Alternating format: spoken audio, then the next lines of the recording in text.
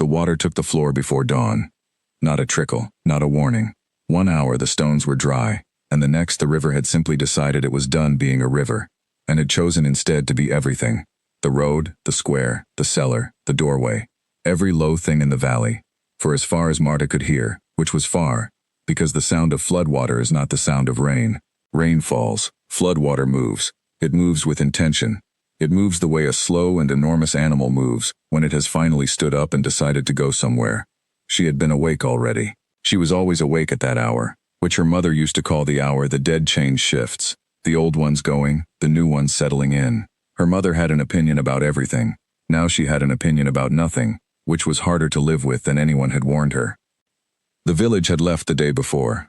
Not all at once, in pieces, the way a crowd thins when they have somewhere better to be. First the Horvat family, with their 3 children and their 1 cow, and the particular expression of people who had already made a decision and were not going to discuss it. Then old Petar from the mill, who said nothing to anyone, only loaded his handcart and moved north with the deliberateness of a man who had seen this river do this before and had chosen, years ago, to simply not be surprised by it again. By afternoon the square was empty. By evening the chapel bell had been rung twice, once by the priest when he left, once by the wind when the door swung open after him. Marta had watched all of it from her window. She had a drying rack with 40 bundles of rosemary, thyme, wound root, and the last of the autumn feverfew. She had 3 shelves of tinctures in brown glass bottles, each one labeled in her own handwriting, each one representing a week of gathering, cleaning, boiling, cooling, and bottling. She had a clay mortar the size of a small child's head, gray-green and worn smooth on the inside from 30 years of her mother's grinding before her, and 5 years of her own.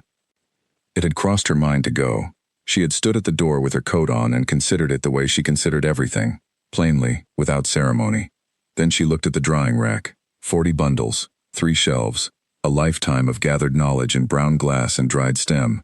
1 cart, and she did not own a cart, and there was no one left to borrow one from. She took off her coat. She moved the bottles to the second shelf. Higher. She moved the drying rack up the stairs to the upper room. 2 trips, the bundles shedding small leaves on each step. She wrapped the clay mortar in her mother's winter shawl, the gray one with the fraying edge that she had never repaired because repairing it would require touching it for longer than she could manage, and she carried it upstairs and set it on the table by the window.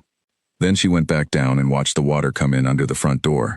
It came in thin at first, a silver line, then wider. It spread across the stone floor with the patience of something that knew it would win, and was not in any hurry to celebrate. It found the low points first, the corner near the fireplace, the dip in the threshold, the old channel where her mother used to say a stream had run before the house was built, before anyone was born who could remember such things. She stood on the bottom stair and watched it come. The candle on the mantel burned. The water reached the base of the fireplace and circled it like a slow dog circling a fire. The bottles on the lower shelves she had moved, but she had missed the basket of dried bark by the door. She saw it now, floating, spinning slowly, coming apart. A season's worth of willow bark. She watched it dissolve. She did not move. The water reached the stair. It touched the toe of her boot. She went upstairs. She did not pray. She had stopped praying 2 years before, not out of anger, not in grief, but out of a simple rearrangement of her understanding of how things worked. Praying had always felt to her like sending a letter to someone who may or may not be home, and she had enough experience now to know that sometimes they were not home, and the letter just sat. She lit the lamp in the upper room and put it in the window because she was not sure why, but it seemed like a reasonable thing to do. Light in the window, someone might see it. She did not think about who. She sat down at the table next to the clay mortar. Outside, the rain fell in solid, unthinking sheets. The river moved through the lower village with its slow intention. Somewhere in the dark a tree came down. She heard it, a long groan and then a crash, and then the sound of water claiming whatever space the tree had left behind. She opened the nearest bottle and smelled it. Yarrow tincture, late summer batch, clear and sharp and faintly bitter.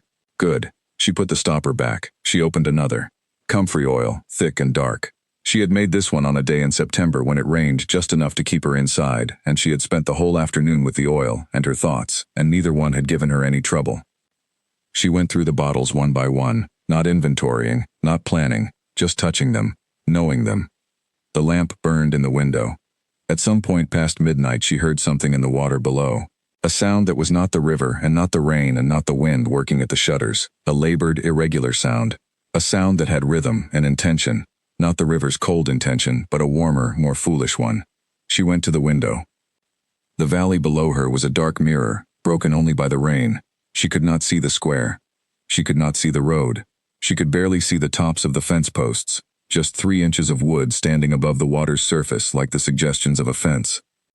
Then she saw the horse. It was a large animal, gray or pale, hard to tell in the dark, and it was moving through water that came to its chest, moving with the effortful, blowing determination of an animal that trusted its rider past all good sense. On its back was a figure, dark coat, something pale at the collar, a military collar possibly, though it made no sense.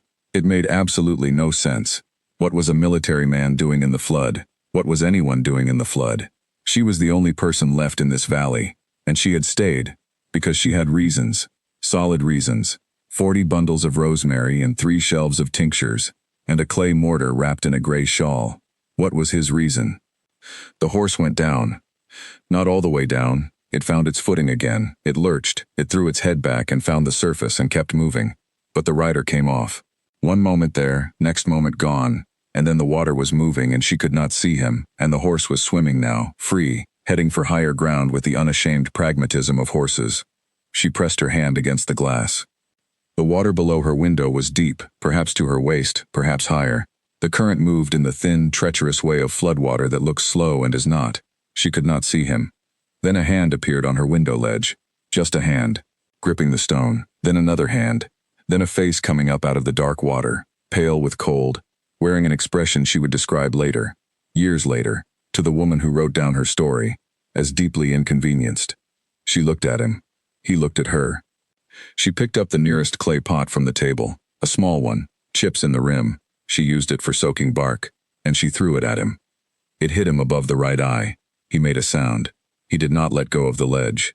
She was not sure, even later, why she threw it. She had acted before she had thought, which was not typical for her. She was a woman who thought first. She thought carefully, and at length, and with considerable thoroughness. She had stood at the door with her coat on, and thought about leaving for 20 minutes before she decided against it.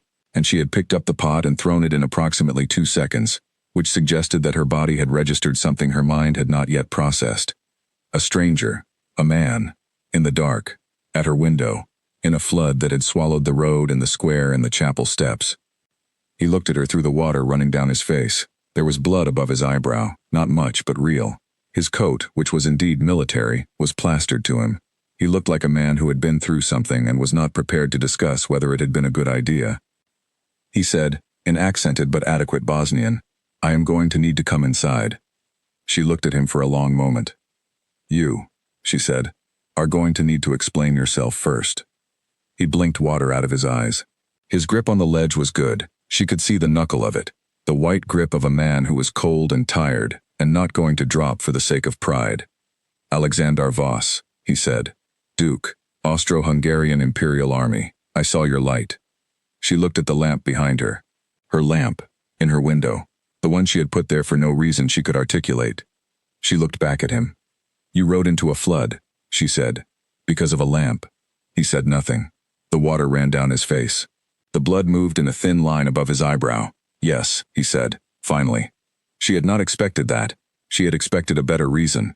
She had expected something military, a strategic necessity, a reconnaissance mission, something with purpose and vocabulary behind it. She had not expected a man to hold on to her window ledge in chest-deep floodwater and tell her plainly that he had ridden toward a lamp. She opened the window. He came through the window like a man who had never in his life entered a room through a window and was not going to let that fact show. He was large. She registered this first, the way you register a piece of furniture that was not there before. Not attractiveness, not threat, just the plain spatial fact of him in her upper room, dripping floodwater onto the floor she had swept 3 days ago, filling the corner where the drying rack now stood with the wet animal presence of a man who had been in a river. He straightened. He looked at the room. He looked at her. She was holding a towel. She had moved to get one while he was pulling himself through the window, not out of hospitality but out of the practical recognition that she was going to have water everywhere if she did not act. She held it out. He took it. "Sit," she said. She pointed at the chair by the table. "I need to look at your head." He sat. He did this without argument, which surprised her. She had expected argument. She had expected the particular kind of resistance that men of rank produced when a woman with no credentials other than 30 years of practice and a wall of brown glass bottles told them what to do with their bodies. She had spent considerable time in her life working around that resistance and had developed specific techniques for it. She did not need any of them. He simply sat. She brought the lamp closer. The cut above his eyebrow was not deep. Her pot had a chipped rim, and the chip had caught the skin, rather than the body of the clay hitting him squarely, which was lucky for both of them. A square hit from that pot at that range would have done more than scratch. She cleaned it with a cloth and the last of the comfrey oil she had opened earlier, working with the economy of someone who had cleaned many cuts and was not going to perform care she did not feel. He sat still through all of it. The room smelled of wet wool and the sharp note of comfrey. "Your horse," she said. "Found higher ground by now." He said this with the confidence of a man who believed it, and also needed to believe it. She tied a piece of linen around his head. Clean, narrow, firm, not unkind. He looked at her. She looked at him the way she looked at roots she was assessing, not with warmth, not without it, but with a plain and concentrated attention that had nothing performative in it. "Why did you deviate your column?" she said. He paused. This was a word he had not expected from her. Column. "You knew there was a column," he said. "The Mill family passed through yesterday morning," she said. "They saw your camp on the ridge. The youngest boy counted your horses." A pause. "He counted wrong," he said. "He is 7, she said. "He counted to 63, and then he ran out of numbers. I assumed there were more." Something crossed his face, not a smile, something smaller than a smile that lived in the same neighborhood. She sat down across from him, the lamp between them. Outside, the rain was still falling, the river still moving through the lower village with its quiet destruction. "Why did you deviate?" she said again. She was not asking because she was afraid of the answer. She asked the way she asked everything, because she wanted to know. He was quiet for a moment that was longer than social comfort usually allows. "I saw the light," he said. She waited. That could not be all of it. "I had seen the evacuation earlier. Empty road, empty square. I knew someone was still in the valley. I did not know who." He paused. "I came down to check." "To check," she said. "Yes. You rode a horse into a flood to check on someone you did not know." He looked at her steadily. "The road was passable when I started. Was it?" A beat. "Less so as I continued," he said. She sat back. She looked at the ceiling. Not because there was anything on the ceiling, but because sometimes a thought needed the distance. Then she looked at him again. "Marta Brezovac," she said. "I make medicine." "I gathered," he said, looking at the shelves. "I stayed because of them." She did not gesture. It was obvious what she meant. "I could not carry everything. I will not abandon what I cannot carry." He looked at the bottles. He looked at the drying rack, looked at the clay mortar wrapped in the gray shawl on the table, which was the cleanest, most carefully placed object in the room. He did not ask about the shawl. She would think about that later. Most people asked. He did not. The night went on. She gave him blankets from the chest by the wall, 2 of them, good wool, her mother's practical love of warmth preserved in fiber. He took them without excessive gratitude, and without the particular kind of studied indifference that would have been worse. He accepted them the way you accept things that are simply necessary. She brought out bread and hard cheese and a jar of last summer's pickled cabbage, the kind that had gotten sour enough to be interesting. He ate everything. She ate half as much and drank water. They did not speak for a long time. It was not the uncomfortable silence of 2 strangers who have nothing to say to each other. It was the silence of 2 people sitting in the middle of a disaster that was too large for small talk and too ongoing for sleep. He said eventually, "How long have you lived here?" "All my life," she said. "And before that, your family." "My mother, her mother, going back to whenever this valley was settled and a woman decided this particular patch of ground was worth staying on." He looked at the window, the dark outside, the rain on the glass, the faint movement of the flood below them. She understood something about this place, he said. It was not a question. It landed in the room differently than his other words had, not like a piece of information he was offering or requesting, but like something he had thought and then simply said, without dressing it. Marta looked at him. She understood a great many things, she said. She stood and moved to the window, not because she needed to be at the window, but because she needed to not be sitting across from him just then, not with the lamp doing what it was doing to the lines of his face, and the thought doing what it was doing to her chest. She looked out at the dark and the flood. "When did you last sleep?" she said. "Yesterday." "Go to sleep," she said. "I will take the chair." "I will take the floor," he said. She turned. He was already moving the blankets from the chair to the floor, folding one, laying down with the particular efficiency of a man who had slept in far worse conditions and had no complaints to make about floors. She watched him for a moment. Then she sat in the chair. She did not sleep. She listened to the rain and the river and the occasional creak of the house, which had stood for 100 years and was not going to fall tonight, she had decided. Then she listened to his breathing, which slowed within minutes into the deep, regular rhythm of a man who could sleep anywhere and did not lie awake manufacturing disasters that had not happened yet. She had always been the opposite of that. She lay awake manufacturing disasters with tremendous efficiency. In the gray before morning, she fell asleep in the chair and did not dream. She woke to light coming through the window and him standing at the small stove in the corner, which she had not expected. He had found the kettle. He had found the water she kept in the covered pot. He was making something that smelled like heated water with intention. "I found nothing that looked like tea," he said, without turning. "Second shelf," she said. "Left side, tin box." He found it. He opened it. He looked at the contents. Dried leaves, small flowers, a brown-red mix she had assembled herself for mornings, for clarity, for the thin hour after bad sleep. "What is it?" he said. "Chamomile and lemon balm, and a small amount of dried rosehip. It will not hurt you." He made the tea. He brought her a cup. He sat on the floor with his own cup because she was still in the chair and the only other option was the table, and he seemed to understand, without her saying, that the chair was hers and the floor was fine. She drank the tea. He drank the tea. "It is better than it looks," he said. "Most things are," she said.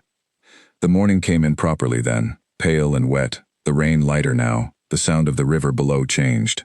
Not receding yet, but less violent. Tired, maybe, the way storms get tired. He stood and went to the window and looked down. "Still deep," he said. "It will be 3 days," she said. "This happened before. In my grandmother's time." He turned. He looked at her over his shoulder. "How do you know?" "She told my mother. My mother told me." He looked at the water. 3 days, he said, in a tone that was not complaint and not relief, but a plain reckoning with facts. "We have food enough," she said. "I have water. I have medicine if either of us needs it." She paused. "Your cut is clean. It will scar a small amount." He touched it automatically. The linen strip she had tied was still there. He lowered his hand. "I am not concerned about scars," he said. "No," she said. "You would not be." She was not sure why she said that last part. She meant it plainly, as observation, not flattery, not provocation. He did not take it as either. He simply turned back to the window. Outside, the flood sat over the lower village, patient, enormous, entirely indifferent to both of them. She refilled her tea. She thought, 3 days, 2 people, 1 room, 100 years of her family and the walls around her, a lamp she had put in the window without knowing why, and a man who had ridden into a flood toward it and could apparently sleep on floors and make tea and not ask about gray shawls. 3 days. She drank the tea. She did not know what to do with any of it. She started with what she knew. She opened the nearest bottle on the shelf, yarrow tincture, and she began to check the seal, working slowly, the way you work when the thing you are doing is both the task and the thinking. She went through each bottle. She recorded nothing. She did not need to. Her memory for her own inventory was as exact as a written list and considerably faster. He watched her. He did not pretend not to watch. He watched with the same unreserved attention she had given him the night before, and she found she did not object to it. Most people watched her work with either suspicion or the patronizing approval that was the polite face of suspicion. He watched the way you watch someone who knows what they are doing and are interested in the doing of it. "What does the yarrow do?" he said. "Closes wounds faster," she said. "Slows certain kinds of internal bleeding, reduces fever when used with enough water. And the comfrey, tissue repair, faster than what it would do on its own. You will feel that on your forehead by tomorrow." He was quiet. Then, "How did you learn it?" She looked at the bottle in her hand. "My mother," she said. She put the stopper back. She put the bottle down. She moved on to the next one. The second day was harder. Not because anything happened. Because nothing happened except the flood and the 2 of them and the room was not large, and the flood showed no interest in leaving, and the nowhere to go of it settled over both of them the way the rain settled over the valley, not heavily but without break. She found that he was useful. This was unexpected. She had expected to manage him, the way she managed everything unfamiliar, with patience and clear direction.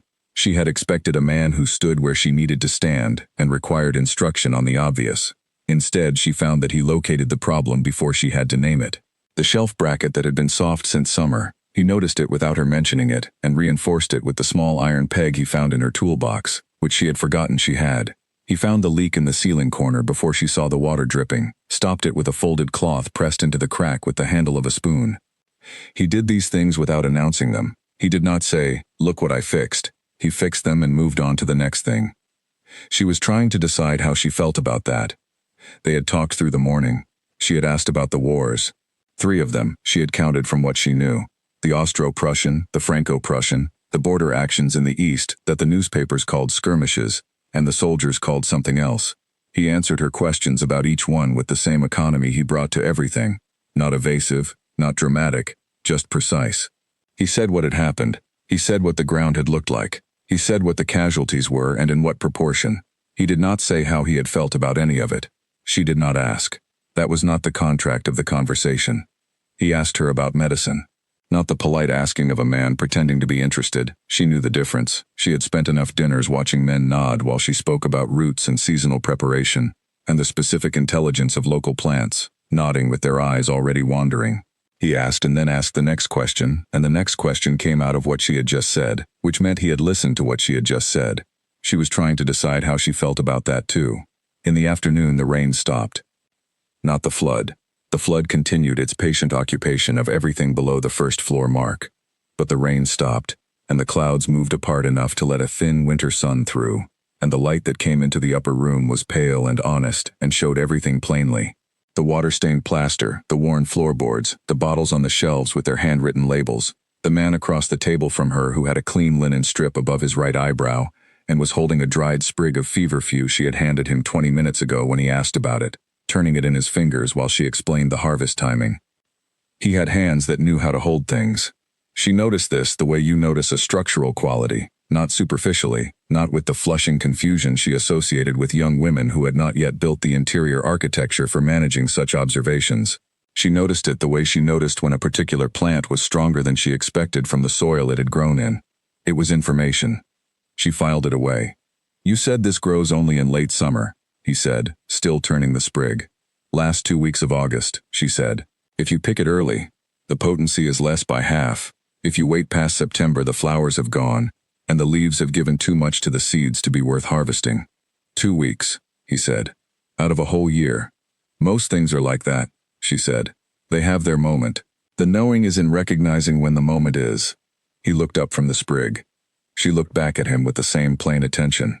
Neither of them said anything. The thin winter light sat on the table between them. She stood.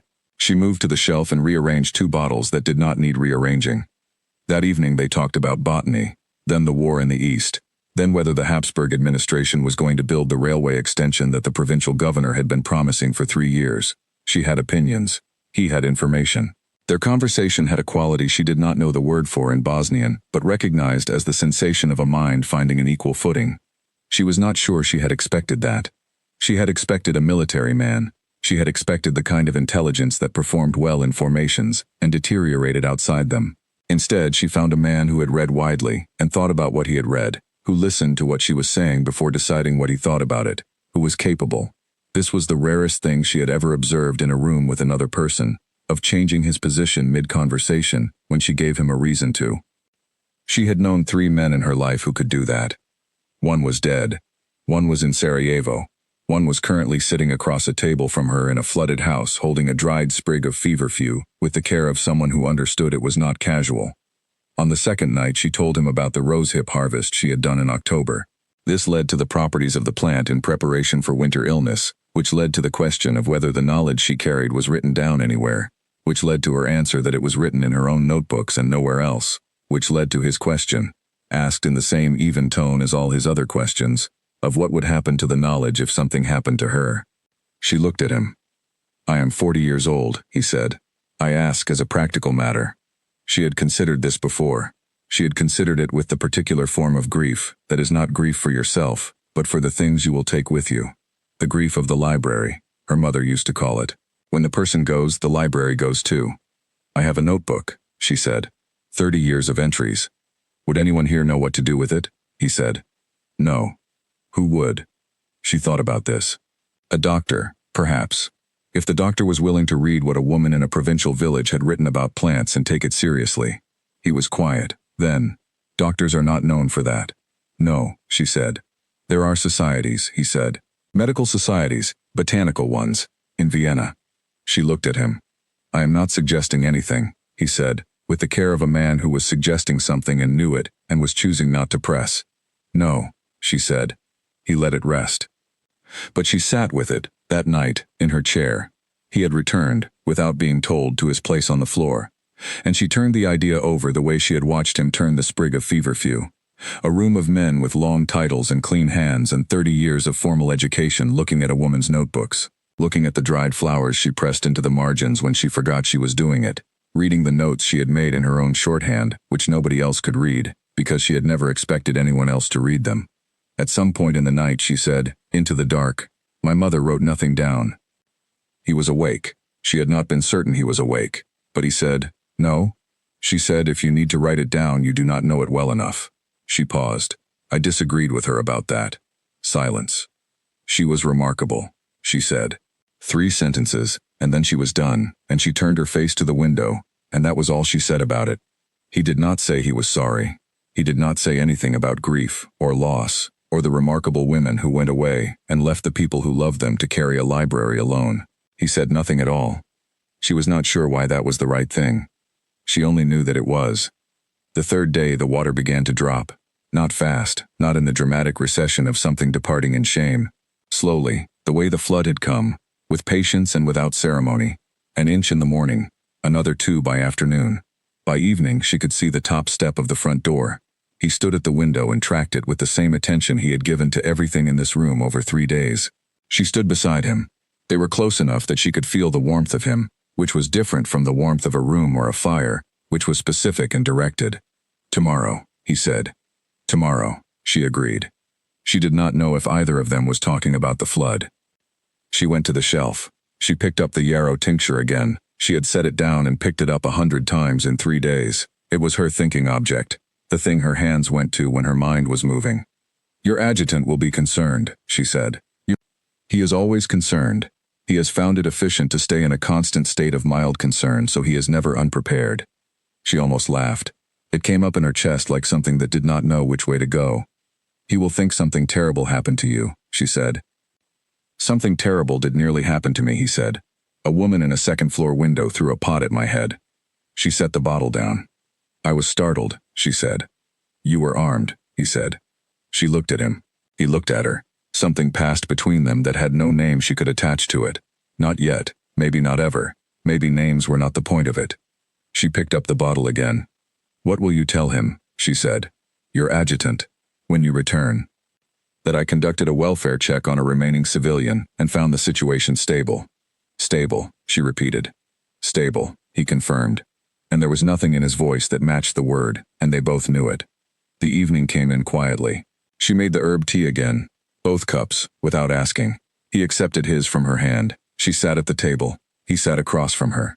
The lamp between them. The flood below them, still retreating. The sound of water moving back toward its own boundaries, the way water eventually always does, even when it has gone too far. The notebooks, she said, after a time. He looked at her. You mentioned societies, she said. In Vienna. He waited. He was very good at waiting. I am not saying I am going to Vienna, she said. I am not saying anything of the kind. I am asking, as a practical matter, what a person would do, if they wanted their knowledge to outlast them. He set down the cup. He told her about the Imperial Society for Natural Medicine. He told her about the botanical catalogers in Prague who were compiling regional knowledge. He told her about a doctor he knew slightly, a man named Holst, who had done serious work on plant-based treatment and had published things that were taken seriously by the people who decided what was taken seriously. She listened. She asked questions. He answered. She asked more questions. This was, she would think later, the moment, not the window, not the lamp, not 3 days in a room with the flood outside and the lamp between them. This moment, the one where he stopped being a man she had let in from a window and became a man she wanted to keep talking to. She did not say that. She drank her tea. She asked the next question. The questions went on past midnight. She had a way of asking that stripped the formality out of subjects the formality usually protected. She did not ask about medicine in the detached vocabulary of someone reciting what she had been taught. She asked about specific plants on specific hillsides in specific years, and what the difference was between a harvest in a wet year and a harvest in a dry one, and why the wound root that grew on the eastern slope of the valley was stronger than the wound root from the western slope, even though they were the same plant, and whether he thought the soil or the sunlight or something else explained it. He did not know. He said he did not know. He asked her what she thought. She thought the slope mattered. She thought the way the morning light hit the eastern side, longer, fuller, did something to the roots in the first weeks of spring that set the whole season differently. She had no proof. She had 30 years of harvest from both slopes and her own hands knowing the difference. That's evidence, he said. It is not what they call evidence, she said, in the societies, in the published papers. It is what I would call evidence, he said. She looked at him. You do not publish papers, she said. No, he said. But I know what a thing is. She was quiet for a moment. The lamp had burned low. She reached for the oil and refilled it without breaking the conversation. An automatic motion, the kind she made 100 times a day without noticing. He watched her hands. There is a name for what you do, he said. What you have been doing. What your mother did before you. Village medicine, she said. That is what they call it. Not that, he said. Empirical practice, built from repeated observation. The same method the societies use, applied to a different subject in a different place, by a different kind of person. He paused. They simply do not know you are doing it. She sat back. They would not care to know, she said. Some of them would, he said. She looked at him very carefully. There was a thing she had learned early, before her mother even, from the instinct that girls grew in order to survive, which was that men who offered things, who said I can help you or I know someone or I can make this happen, were usually offering something for themselves. The help was the rope. You pulled it and found the other end tied to something you had not agreed to. She had been looking for the other end since the night before, since he had first said, "There are societies." She could not find it. This troubled her more than finding it would have. Why, she said. He knew what she was asking. He thought about the answer. She could see him thinking about it, the brief absence that came over a face when the mind was working on something real rather than retrieving something prepared. Because waste bothers me, he said. Specifically. Precisely. I have spent my life watching things of value get discarded because no one in a position to preserve them could be bothered to look at them properly. She said nothing. Your notebooks, he said. What they contain. It is not nothing. I know it is not nothing, she said quietly. Then it should not end with you. It was not an accusation. It was not flattery. It was the plain statement of a man who said what he meant, and apparently meant what he said, and she had not decided yet what to do with that. She stood. She went to the window. The water was still dropping. She could tell by the sound, the quality of the flow below, the way the river was reassembling itself from the thing it had become back into the thing it was. I will think about the societies, she said. He did not say good. He did not say I knew you would come around. He said nothing at all. He simply accepted it the way he accepted the tea and the blankets, as the thing she had offered, worth receiving without ceremony. She leaned her forehead against the cool glass. Outside, in the dark, the flood was going home. She stayed at the window for a long time. When she turned, he was asleep on the floor again, his breathing deep and even, the blanket pulled to his shoulder. She looked at him for a moment longer than was necessary for any practical purpose. Then she sat in her chair and opened the notebook she kept by the window, the current one, the year's record, the one with the October rosehip harvest and the September comfrey, and the late August feverfew and every other thing she had noted in her own hand since January. She turned to a new page. She wrote the date. She wrote in her own shorthand the name of the plant she had been meaning to research for 2 years. A small-leafed creeper she had found on the north slope in May, something she did not recognize, something that did not match any entry in the reference her mother had left her. She had pressed a sample in wax paper and it was on the third shelf in the wooden box. She wrote, unknown north slope species, possible new entry. She looked at the words. She wrote, under them, need better resources. She looked at that. She did not write anything else. She closed the notebook. She put the pen down. She sat in her chair in the lamplight in her mother's house with the flood retreating below her and the notebooks on the shelf behind her, and a man asleep on her floor who had ridden toward a light in a window for reasons that might take years to fully understand.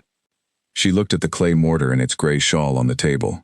She thought about what it would take to carry it somewhere. She thought about what it would take to carry herself. She did not have answers yet, but she had the questions, which was, her mother had told her this, in one of the last years, one of the clear evenings before the end, always where the real work began. His men found them on the morning of the fourth day. Or, more precisely, his men found him, and found her incidentally, which was the correct order of priority in the military view of things. 3 soldiers on horseback, picking their way through the receded mud of the lower village, calling out in a combination of German and broken Bosnian that carried upstairs quite clearly. His adjutant, a thin, precise man named Lieutenant Edvard Kirsch, arrived at the door with an expression that had clearly spent several days preparing itself for whatever it was going to find, and had still not finished preparing. He looked at Alexander. He looked at the linen strip above Alexander's eyebrow. He looked at Marta, who was standing at the door holding the clay mortar under her arm because she had been bringing it downstairs when the knock came. He said, in German, which Marta understood perfectly, "I see that you are alive, sir." "Clearly," Alexander said. "And well," said the adjutant, in a tone that meant well was a word he was using for the sake of the exercise. "Quite well. Lieutenant Kirsch, this is Marta Brezovac, the remaining civilian. She required assistance." Kirsch looked at the mortar. He looked at the linen strip. He made a short and expert internal calculation that Marta could practically see running behind his eyes. "Of course," he said, with perfect control. She made the 2 of them tea before they left. She was not sure why. It was not hospitality. It was more that she needed to be doing something with her hands during the particular kind of awkwardness that fills a room when the contained thing of 3 days expands back into the normal air and becomes exposed. Kirsch drank it standing up and said nothing while Alexander helped her bring the remaining tinctures downstairs to the lower shelves where they belonged. He did not ask for permission to help. He simply carried things. She had her bottles back on their shelves by the time they left. She stood in the doorway and watched them go. 3 soldiers on horses picking carefully through the receding mud, heading toward the ridge where the column had camped. Alexander, on the horse they had brought for him, turned once in the saddle and looked back at her. She did not wave. She looked. He turned and rode. She went inside. She spent the rest of that day cleaning. Flood mud on the floors, flood water lines on the lower plaster, the basket of willow bark completely gone. She had known about the willow bark, but the looking at the empty corner still hit her clean and hard, the way a known loss hits you differently when you are looking directly at the space it left. She swept, she scrubbed, she relabeled 2 bottles whose paper had come loose in the damp. She found on the 3rd shelf the wooden box with the pressed unknown plant inside. She held it for a moment. She put it back. He came back the following week. Not alone this time. He had 2 soldiers with him, and a wagon loaded with timber and tile, which was explained when he said he had spoken to the provincial governor about assistance for flood damage to Brenovac. She stood at her door and watched him organize, in 2 efficient hours, the repair of the mill wall and the patching of the chapel roof, and 3 other structures. He worked alongside the soldiers. She noticed this, that he did not supervise from a distance, but carried timber himself, his coat folded over the fence post, his sleeves rolled. When the work was done, he came to her door. "Your bracket," he said. She looked at him. "The shelf bracket," he said. "The one I reinforced. I used a peg that was not made for the purpose. It will hold, but a proper screw would be better." "You came back to fix a shelf bracket," she said. "I came back on provincial business," he said. "I am fixing the shelf bracket while I am here." She opened the door wider. He fixed the shelf bracket. It took 4 minutes. He was thorough about it in a way that suggested the shelf bracket was not the point, but that he was not going to be careless about the shelf bracket just because the shelf bracket was not the point. She made the tea. They sat at the table. The same lamp, though it was afternoon now and the lamp was not lit. The same mortar on the same corner of the table. 3 weeks had passed and the room was dry, and the flood was a waterline on the plaster and the outside world had come back in. Birds, voices from the road, the sound of someone hammering at the mill in the distance. "The notebooks," he said. She had known he would say this. "I have been writing more carefully," she said, "since." He waited. "The unknown plant from the North Slope. I went back last week and took a fuller sample. I have written 4 pages of observation notes." She paused. "In language that is not shorthand." He was very still. "Someone else could read them," she said, "if they chose to." He said nothing for a moment. Then, "Holst." "I remember," she said. "He is in Vienna until April." "I am not going to Vienna," she said, "not in March." "No." he said. March is not recommended. A beat. April, he said. She looked at him. I am not agreeing to anything, she said. Of course not, he said. I am saying that I could have something prepared by April. If a person were to read it, they would need a background in botanical medicine, or they would not understand the context. A general physician would be lost. Holst is a specialist, he said. He would not be lost. I would need to meet him before I handed him anything, she said. That can be arranged. And if I do not like him, I will leave. That is your right. And I will bring my own notebooks. I will not leave them with anyone. I would not expect you to. She looked at the table. She looked at the clay mortar. She looked at the window. The pale, early spring light on the lane outside. The village going back to itself. The fence posts fully visible now. The road dried enough for carts again. She looked at him. I need a proper introduction, she said. I am not arriving unannounced at a medical society in Vienna. You will have one, he said. From you. Yes, he said. She studied him for a moment with the full, unguarded attention she had given him across 3 days and a lamp in a dying flood, and he sat under it the way he sat under everything, without performance, without calculation, with the quiet solidity of a man who had been himself for long enough that he no longer needed to manage the impression. All right, she said. She poured the tea.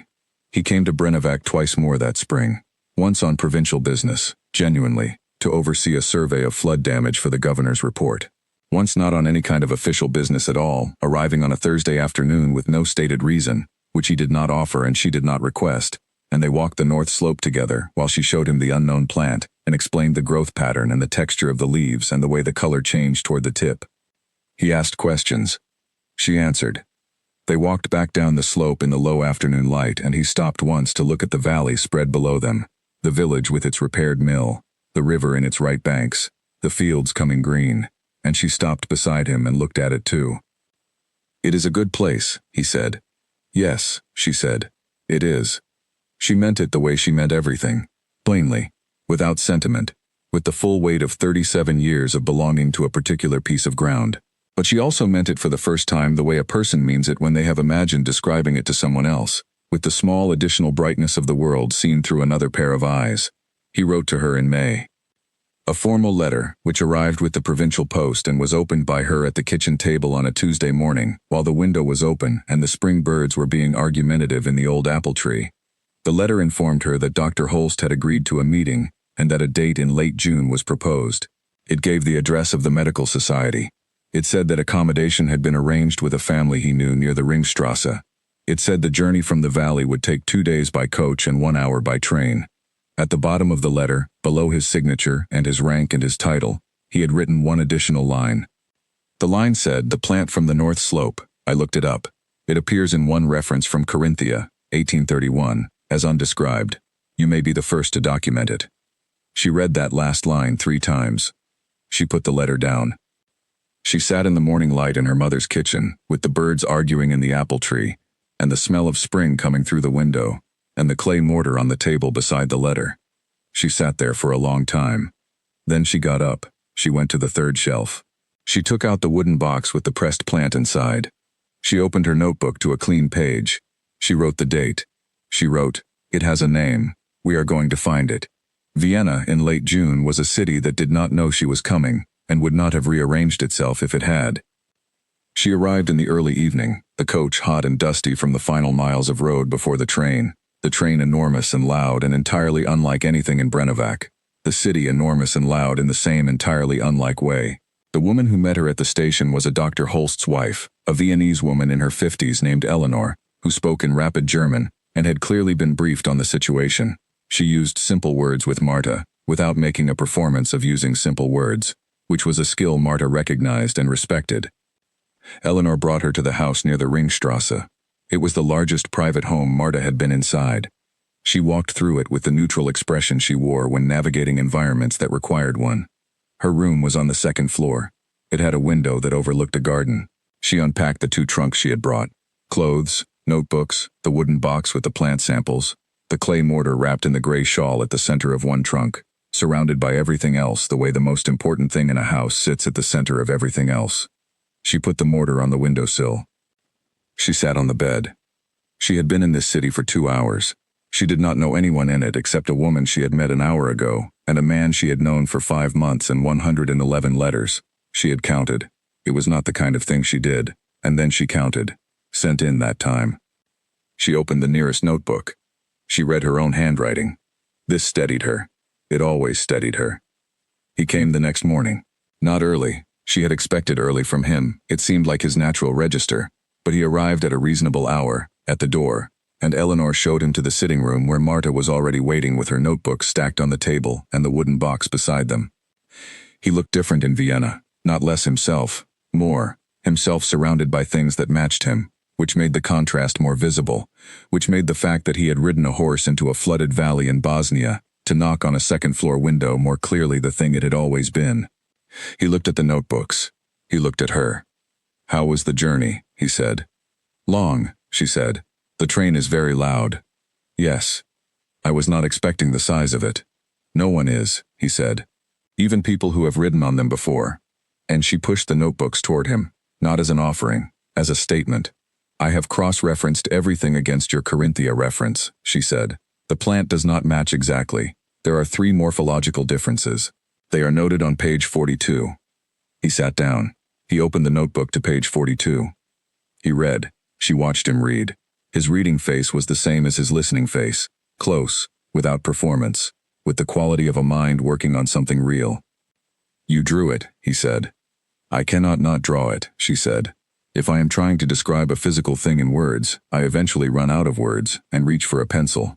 He looked at the drawing. It was good. She knew it was good, not out of pride, but out of the same plain honesty she brought to everything. She drew the way she gathered herbs, carefully, and with attention to what she was actually seeing rather than what she expected to see. "Holst needs to see this today," he said. "That is why I brought it," she said. The meeting with Dr. Holst was in the afternoon, at the Society's building, which was 3 blocks away, and smelled of old paper and new ambition in equal measure.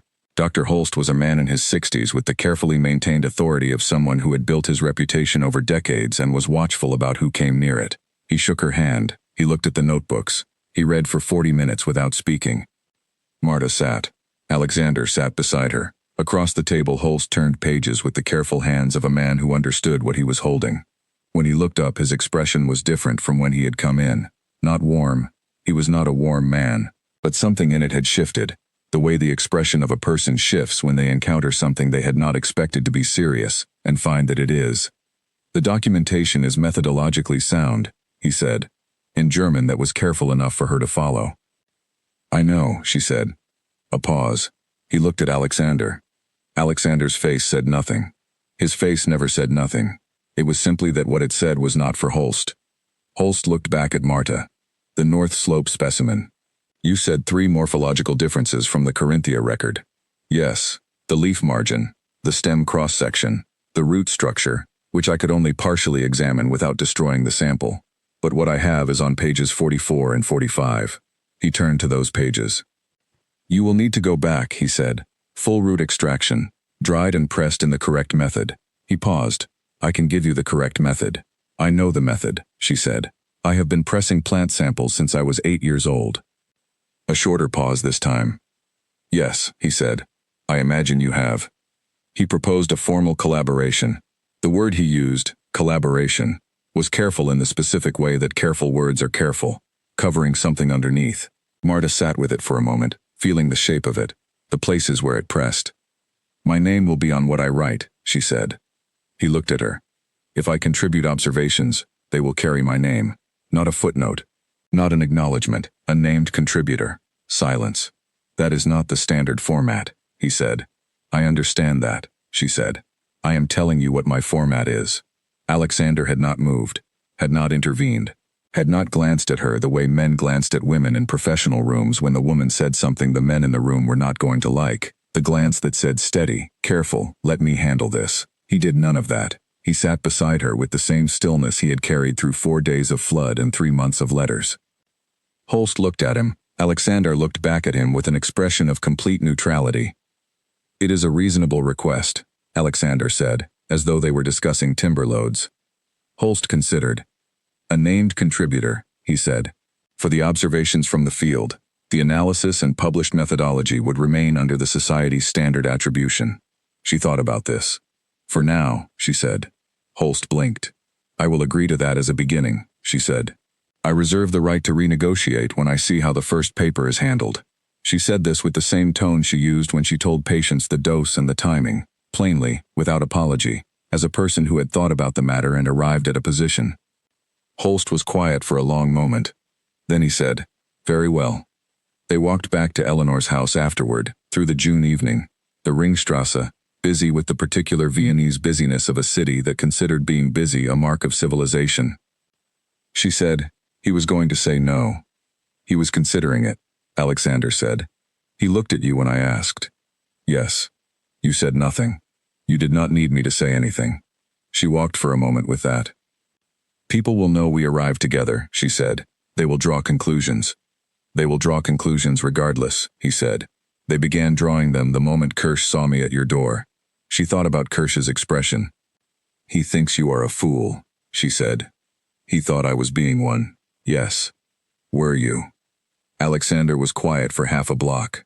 The city moved around them, carriages, lamplight coming up as the evening arrived, the smell of someone's dinner from an open window. No, he said. I think I was being unusually clear-sighted, for me. She looked straight ahead. That is a large claim, she said. I have not, he said, been wrong yet. She had no adequate response to that. She chose silence, which was its own kind of answer, and they walked the last block in it, side by side, through the June evening in Vienna, which was going to draw its conclusions regardless. He proposed in the autumn, not in the way of men who prepare occasions, no dinner arranged, no particular location chosen for its atmosphere. He proposed on a Tuesday morning in Brennevac, standing at her front door with mud on his boots from the road, and a letter from the Imperial Society in his coat pocket that he had brought to show her. He showed her the letter first. It confirmed the collaboration with Holst, named contributor, as agreed.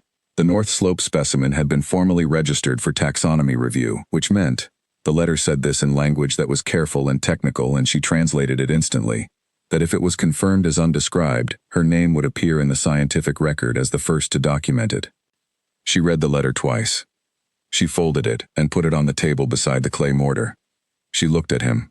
He said, Marry me. No preamble, no romantic architecture. 2 words and the same steady face he had brought to everything, from shelf brackets to medical societies. She said, Why? He said, Because I would like to continue talking to you. For the rest of my life. She thought about that. That is not a conventional reason, she said. I am not a conventional situation, he said. She looked at the mortar. She looked at the letter. She looked at the window and the valley beyond it, the autumn colors on the slopes, the particular afternoon light she had known all her life. She looked at him. I will not become decorative, she said. I will continue to practice. I will not move to Vienna permanently. I will keep the house here. I have not asked you to do any of those things, he said. You might want to, later. I might, he said. And if I do, you will tell me no, and that will be the end of it. She studied him. You are very certain of that, she said. I have some experience, he said, with what it is like to tell you no. She almost laughed again. The same thing it had been before, something rising in her chest that did not know quite what it was. All right, she said. All right, yes, or all right, you will think about it, he said. All right, yes, she said. They were married in April, in the Brennevac chapel, on a morning that could not decide between rain and sun, and settled on both in alternation, which the priest said was a good sign, and which Marta thought was simply what spring mornings did. The chapel smelled of old stone and new flowers. Someone had put wildflowers on every surface available. She did not know who. She suspected Eleanor, who had come from Vienna with 2 trunks of her own, and taken over the organizational aspects of everything, with the cheerful authority of a woman who had seen messier occasions. He stood at the altar in his dress uniform, which was as close to formal as he knew how to be, and he watched her come down the aisle with the expression she had by then learned to read, the one that looked like composure, and had something else behind it that was too large for composure to completely cover. She walked. The chapel was full. The village had come back entirely in the year since the flood, and then some. Faces she knew, faces she had treated, the Horvat children who had left with the cow and had come back, as everyone had, to find their house intact and Marta still there. Old Petar from the mill, who had not spoken to her since he returned, because Petar communicated primarily through silence and small acts of practical help, which she understood. She reached the altar. She looked at Alexander. He said, quietly, before the priest began, "You brought the mortar." "Of course," she said. It was in a bag over her shoulder. She had not thought to leave it anywhere. It had not occurred to her. Something in his face did the thing it did sometimes, the thing that was more than his features and less than an expression. He took her hand. The priest began. She came to Vienna in the first week of May, with 4 trunks, and the clay mortar wrapped in its gray shawl in the center of one of them. His house, her house now, which was a thought that took time to sit in properly, was on a wide, quiet street with a courtyard, large in the Viennese manner, that meant intended for many rooms used for many purposes. She walked through it the first morning without comment, noting what was useful and what was excessive, and what was beautiful and what was all three. He showed her the room at the back. It faced east, morning light, which was the best light for the work she did. It had a wide shelf along one wall. New, he had put it in, she could see the fresh wood, and a work table and a window with a view of the courtyard garden, which had in it a well-established rosemary bush and 2 lavender plants that were older than she probably was. She stood in the doorway. "The shelf," she said. "New hardware," he said. "Properly fitted this time." She went in. She put her hand on the shelf. The bracket was iron, set correctly, not a makeshift peg. She pressed on the shelf. It did not move. She set the clay mortar on the windowsill.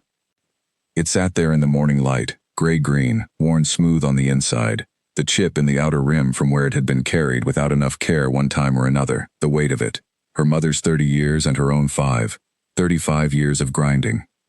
She looked at it for a moment. "Good," she said. She unpacked the rest of the bottles herself, over the course of the morning.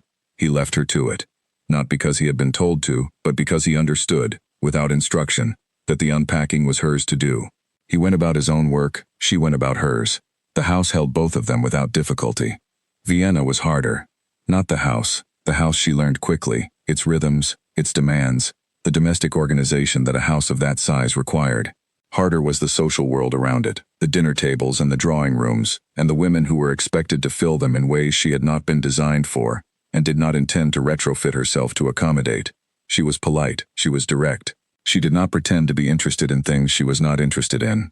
At a dinner in the autumn of their first year, a general's wife asked her about her background with a particular tone that meant she already knew the answer, and wanted it confirmed, so she could be correctly condescending about it. Marta told her about the valley, she told her about the plants, she told her about the notebooks, she told her about the unknown North Slope specimen, now formally registered, taxonomically reviewed, confirmed as undescribed, carrying in the official record the notation, first documented by M. Brezovac Voss, Brenovac, 1879. The general's wife did not know what to do with any of that. Another woman across the table, younger, a doctor's wife who had studied briefly before her marriage, leaned forward and asked about the plant. Marta talked to her for an hour. By the end of the dinner, the general's wife had moved to a different conversation, and Marta had acquired the first of what would eventually be 2 students, young women who came to the workroom on Tuesday and Thursday mornings and learned what she had to teach. Holst sent a colleague in February of the second year, then another. By the following spring, the collaboration had expanded beyond the North Slope specimen to include a systematic review of the valley's full medicinal plant inventory.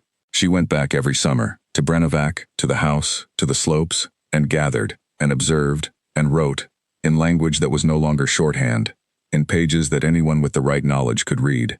He came with her, most years. He was useful on the slopes in the same way he had been useful in the flooded house. He found the problem before she had to name it. He carried things without making it a statement. He asked questions that came from what she had just said. On a summer afternoon in the valley, 3 years into their marriage, he asked her what the plant felt like under the fingers when the leaves were ready.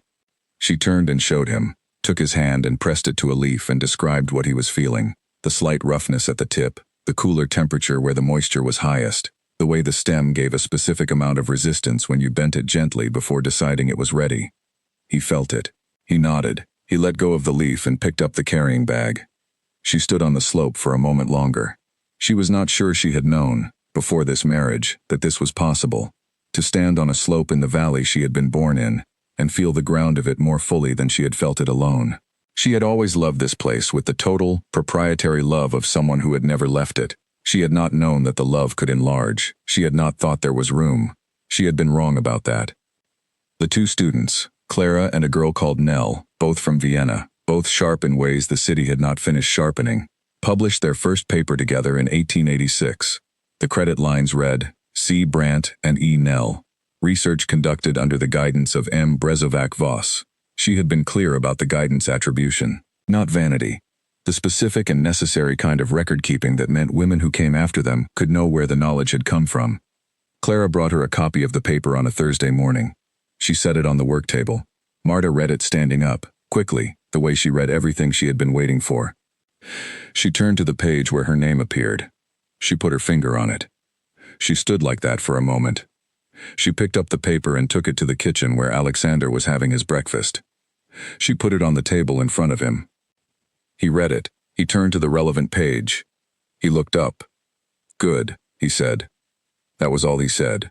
That was the right amount of things to say. She went back to the workroom. He retired from the army in 1891. His adjutant recorded this in his notes with what one historian later described as visible relief and a possible suppressed celebration, which Kirsch would have denied absolutely, and which Marta, when she read it, found accurate. They had 21 years together. He died in the summer of 1901, in the Brezovac house, which was where they had agreed he would go when the time was near. Not Vienna, not the wide Viennese street, but the valley, the room where the flood had come and the lamp had burned. She sat with him. She did not leave the room. She held his hand the way she had once, on a slope, pressed his hand to a leaf to teach him something. She did not know if that counted as teaching him anything. She thought it probably did. She stayed in Brezovac for a year after. She went back to Vienna eventually, because the students were there and the work was there and the mortar was on the windowsill of the workroom, and the rosemary in the courtyard had grown to a height that required attention. She kept practicing until she was 72, which was the year her hands told her they had done enough. She outlived him by 11 years. People asked her, in those years, different versions of the same question. Sometimes it was direct, sometimes it arrived dressed as something else. The question was always, why did you stay as you were? Why did you not remarry? She had different answers for different occasions. The truest one, which she gave to a journalist in 1908 who was writing about women in medicine and had asked with enough seriousness to deserve seriousness back, was this: there was only ever the one man. He rode into a flood in the dark because of a lamp in a window and never once, in 21 years, made that seem anything other than the only logical thing to do. She had not expected to find another. She did not elaborate. She did not need to. The clay mortar sat on the windowsill of the workroom until she died. After, when her notebooks were sorted and catalogued and sent to the Imperial Society as she had arranged, the mortar went back to Brezovac with the last of her things. Clara brought it. She was older by then, a published botanist in her own right, her own students, her own rows of brown glass bottles on different shelves in a different city. Clara set the mortar on the table in the Brezovac house. The table where the lamp had burned, the table where the feverfew had been turned over in careful fingers, the table where a letter from a society in Vienna had sat beside a woman deciding whether to carry herself somewhere new. It is still there. The flood line on the chapel wall, where the water reached, on those days in 1879, is still there too. It runs about waist height on the stone. Someone has traced it in the years since, kept the mark clean, made sure it does not disappear into the plaster. 2 marks, one on a chapel wall, one on a windowsill, both still holding. What neither mark shows, what marks cannot show, is the particular Tuesday in October of their 7th year, the one Marta considered, in her own notebooks, the best day. Not the wedding day, not the day the taxonomy was confirmed, not the day the first paper came out with her name in it, a Tuesday in October that was otherwise unremarkable. She had been at the work table since 6 in the morning, which was her way when a problem had its teeth in her. The problem was the comfrey preparation, specifically, the question of whether the oil or the tincture provided better tissue penetration, and whether the answer changed depending on the depth of the wound. She had been working on this question for 3 years, and had 17 pages of comparative notes and was still not satisfied. He came in at 8 with her tea. He set it down without interrupting. He looked at the notebook. "You found something," he said. She had not said anything. She had not looked up. She had not changed her posture. "How did you know?" she said. "You are sitting differently," he said. She looked at the notebook. "The tincture," she said. "Deeper tissue. The oil is faster on the surface, but it does not reach. I should have seen it 3 years ago." "When would you have had time to see it 3 years ago?" he said. She looked up at him. He was right. 3 years ago, she had been in the middle of the full Valley inventory, the Holst collaboration in full motion, Clara just beginning, 2 other projects running simultaneously. 3 years ago, the observation would have been correct and there would have been no hours in which to arrive at it. "You always do that," she said. "What?" he said. "Tell me the true shape of a thing," she said, without editorializing it. He said nothing. He sat down. He drank his own tea. She went back to the notebook. They sat in the workroom for an hour without speaking further. She wrote. He read. He had brought a report from the provincial administration that he was reviewing for the governor, something that had to do with road maintenance, which was about as far from dried plant extracts as a document could be, and yet he had appeared in her workroom with it, rather than going to his study, which was where he usually read. She noticed this. She filed it. She looked up, eventually. "The rosemary in the courtyard," she said. "What about it?" he said, without looking up from the road report. "I think it is getting too large for the wall space. I am going to have to take part of it back." "All right. You planted it. You are the one who uses it." She looked at him for a moment. He was still reading his road report with the same complete attention he gave to everything. "Very well," she said. She went back to work. Later she would write, in the notebook she kept, not for the work but for the thinking, the private one, the one she did not intend to submit to any society, that there was a quality to the 7 years of this marriage that she had not known to name until well into the middle of them. She had grown up watching marriages. She had known good ones and bad ones and the kind that were neither, that were simply 2 people occupying the same house without particular hostility or particular warmth, like furniture arranged in a room and never rearranged. What she had was something she did not have vocabulary for in the professional language she used. In the professional language, she could describe a compound precisely, name every element, explain the action and the interaction and the outcome. She did not have that precision for this. What she wrote was, "He sees me working and does not interrupt, and does not stay away. That is it. That is the entire thing. He sees the work and he stays beside it." She crossed that out. She wrote, "The tea comes at 8. She looked at that. She left it. The letters he had written her in the first year, the 111, she kept in the wooden box that had once held the pressed unknown plant.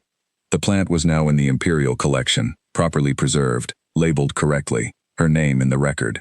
The box held the letters instead. She read them occasionally. Not sentimentally. She was not a sentimental woman and she knew it and did not apologize for it. She read them the way she read old notebook entries, to check her own thinking, to see where she had been, and where the movement had gone. The letters were good. He wrote the way he spoke, without decoration, with precision, with the occasional sentence that arrived and sat in the room and did not need anything added to it. One letter, from February of their first year together, the winter after the wedding, had a line she had read more times than anything except her own notebooks. He had been writing about a military review he had attended, a formal occasion, the kind of thing his life was full of and hers was not, and never had been. He described it briefly, with the mild irony of someone who had attended many such occasions and found them less illuminating than advertised. Then he wrote, "I thought of the lamp all evening." That was all. He did not explain what he meant. He moved on to the next paragraph, which was about road conditions in the eastern provinces and entirely prosaic. He did not explain what he meant because he did not need to. She was the lamp.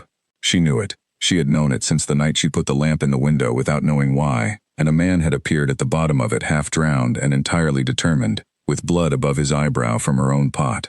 She never told him that she had kept the letter, that particular letter, that she had read that line more times than she could count and felt the same thing each time, not softness, not the melting that was supposed to accompany such sentiments in the stories she had occasionally read, something more structural than that, the feeling of weight being correctly distributed, the feeling of a joint fitting as it was made to fit. She finished the comfrey notes that October Tuesday and put the notebook on the shelf. She went to the kitchen and made the tea, because it was now mid-morning and her own 8 o'clock cup was long finished. She brought him a cup. He looked up from the road report. "Thank you," he said. She sat down across from him. She drank her tea. He drank his.